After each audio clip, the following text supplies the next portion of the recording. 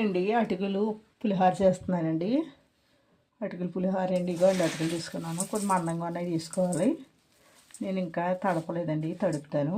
దీంట్లో కలిసి ఇంకా 2 నిమ్మకాయలు, 2 కాయలు తీసుకున్నానండి.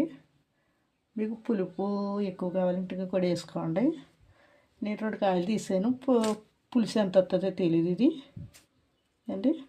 అదే కరివేపాకు, జీలకర్ర, ఆవాలు, మినప్పప్పు, శనగపప్పు, ఎనిమిరగాయలండి కావాల్సినవి దీంట్లోకి అవుతాయండి. నేను అటుకులు కడుక్కుంటానండి, కడుక్కుని పెట్టుకుంటాను.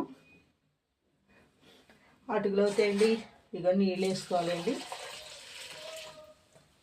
డస్ట్ ఉంటుంది కదండి, డస్ట్ పొయ్యిగా పోతుందేనండి.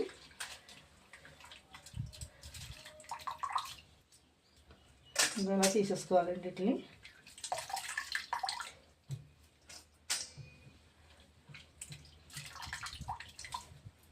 ఒకసారి సరిపోద్దండి, ఎక్కువసార్లు లెక్కలొద్దు.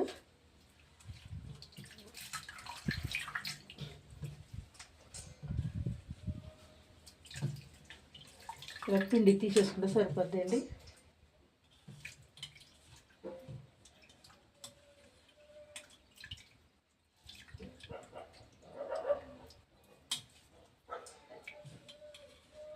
అలా వెంటనే తీసేద్దాంలో మీకు సమానంగా నానతాయండి.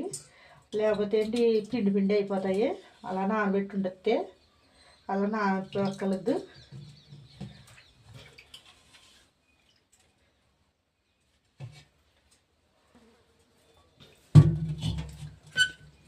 చూసారండి, ఇదిగోండి పొడి పొడిలు ఆడుతూ ఉన్నాయి కదండి.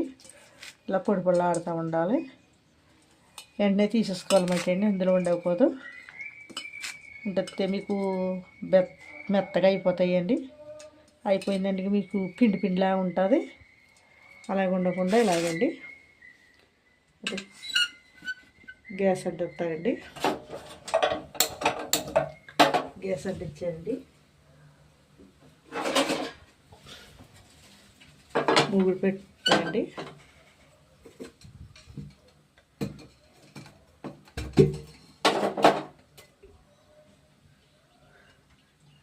నూనె పోస్తుందండి.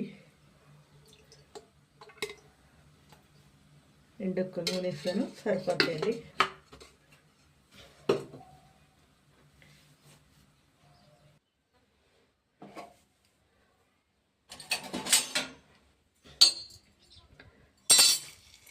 ఇక్కడ ఎనిమిరగాయలు వేసాను.